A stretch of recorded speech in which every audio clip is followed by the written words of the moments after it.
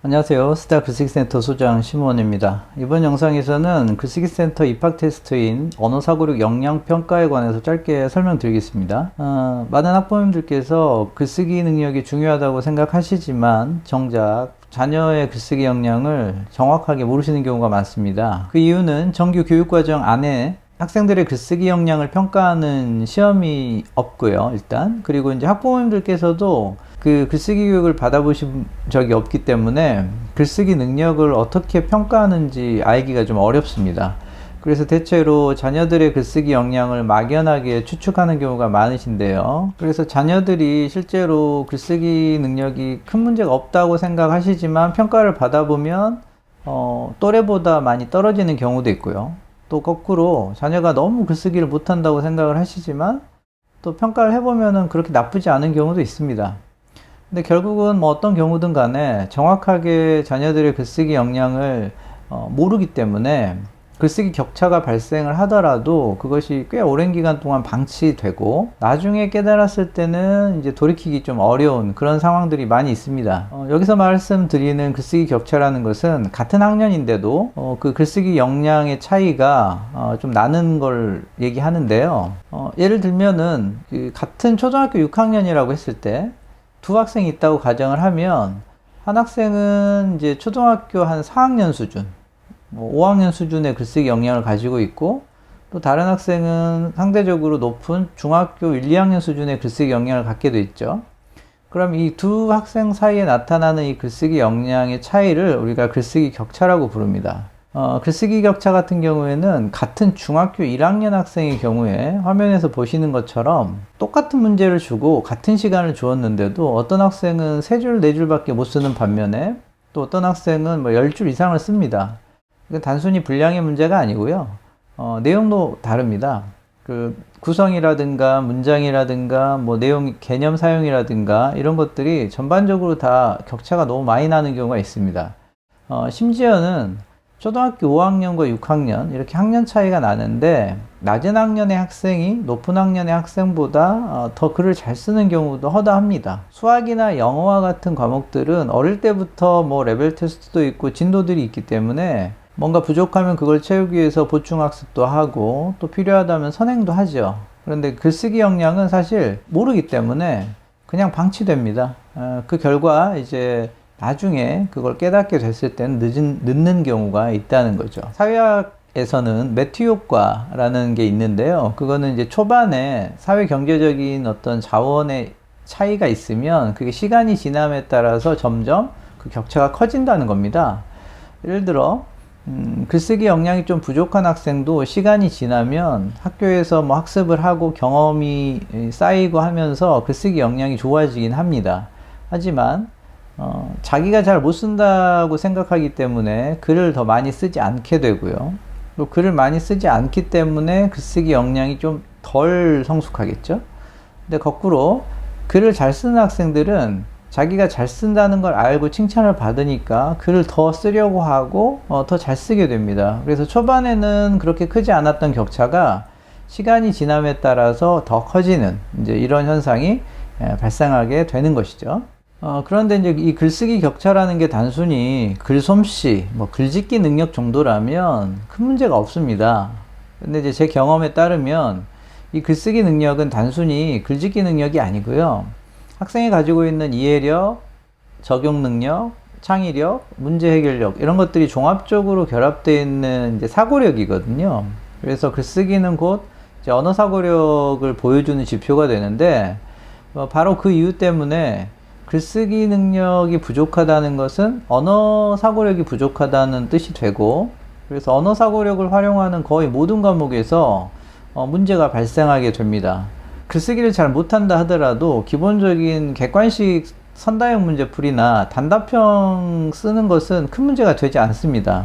왜냐하면 외워서 푸는 것이고 또 객관식 문제는 반복 연습을 하면 또 익숙하게 풀 수 있는 지점이 있죠. 그런데 서술형이나 논술형 문제, 그리고 조금 깊은 사고를 요구하는 읽기나 이제 쓰기 문제, 추론 문제, 이런 문제들을 이제 만나게 되면 언어 사고력이 부족한 학생들은 이제 어찌할 바를 모르죠.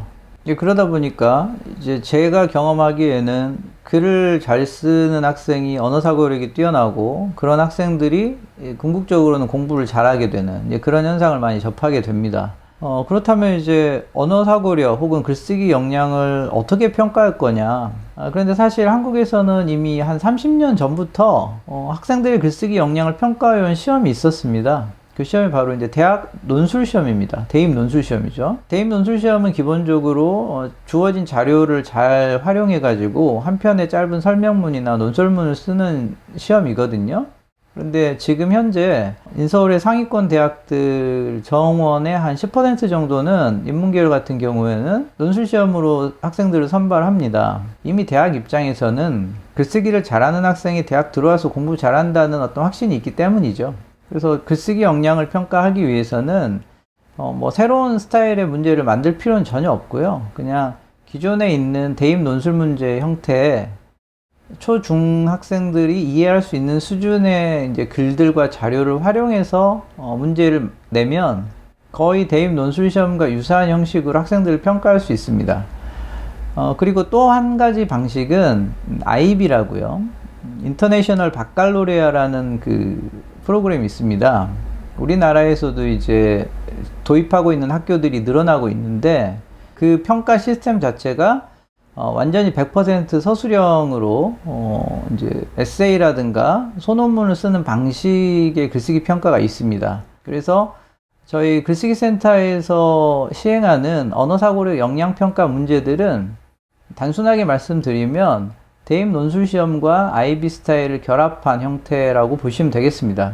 4문제에서 5문제 정도를 100% 서술형으로 출제를 하고 그 문제에 대해서 학생들이 제출한 글을 바탕으로 학생들의 언어 사고력을 평가하는 이제 그런 시험이라고 보시면 되겠습니다. 세부적인 이제 평가 영역은 지금 화면에 보시는 것처럼 크게 문해력 글쓰기 능력을 평가하는 언어 사고력과 글쓰기 능력을 평가하는 두 영역으로 나눠져 있고요.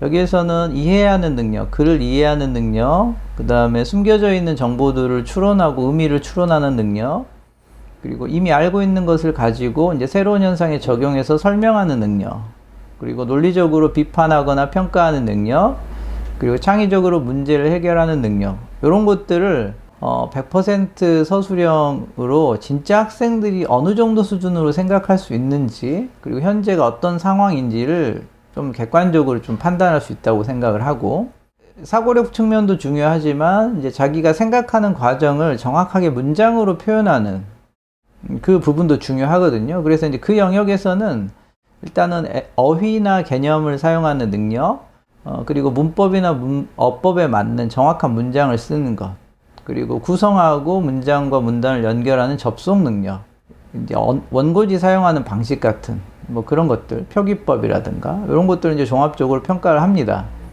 그리고 이제 자기 평가 설문이라는 걸 하는데요. 요거는 이제 자기 삶에 대해서 스스로 평가하는 설문조사입니다. 이걸 하는 이유는 글쓰기라는 것이 결국 공부에도 도움이 되지만 자기 삶을 관리하고 기록하는 그 부분, 자기 생활관리 측면에서 굉장히 중요한 역할을 하는 거거든요. 그래서 자기 평가 설문을 해보면 현재 이 학생이 자기 삶에 대해서 얼마나 잘 알고 있고 또 자기 스스로를 어떻게 인식하고 있는지를 확인할 수가 있습니다. 그래서 이제 그런 것들을 종합해서 평가를 하고 학부모님들께 이 성적표를 드립니다. 그리고 이제 성적표를 확인하시면 저랑 이제 면담을 하시면 되죠. 면담하는 과정에서 궁금하신 거 저한테 다 물어보시면 제가 답변을 드리고요. 또 제가 학생에 관해서 생각한 것들을 말씀을 드립니다. 초등학교 6학년부터 중학교 1, 2학년 때까지 요 사이를 글쓰기 골든타임이라고 할 수 있거든요. 그러니까 이 시기를 놓쳐버리면 사실 집중적으로 글쓰기 공부하기가 현실적으로 매우 어렵습니다.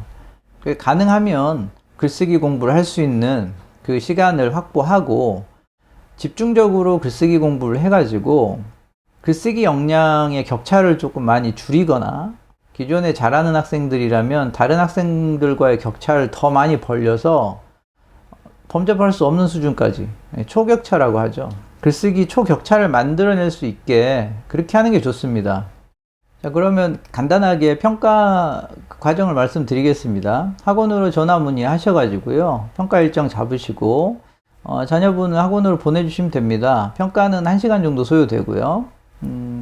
제가 이제 채점한 다음에 성적표를 보내드리고, 유선으로 저랑 상담을 하시면 됩니다. 상담 과정에서 이제 궁금하신 거 저한테 문의해 주시면 되고요. 저도 이제 학생이 어떤 상태이고, 앞으로 뭘 준비해야 되는지에 대해서 말씀을 드리도록 하겠습니다.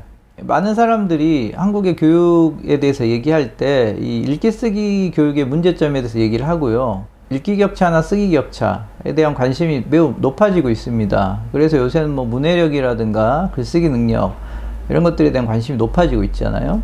그래서 현재 자녀분들의 언어사고력과 글쓰기 역량을 한번 객관적으로 평가해 보시고요. 혹시라도 글쓰기 격차가 발생하고 있는지 이런 것들 한번 확인하시고 전문가에게 상담도 받아보시면 앞으로의 학업계획, 또 공부 계획들을 세우실 때 큰 도움이 될 수 있을 것 같습니다. 그래서 저도 최대한 제가 알고 있는 것들을 바탕으로 객관적으로 상담 드리고 도움이 될 수 있도록 노력하겠습니다. 자, 그러면 저는 다음 시간에 이제 글쓰기 센터의 세부적인 수업 방식들에 대해서 하나씩 설명드리는 영상으로 찾아뵙도록 하겠습니다. 감사합니다.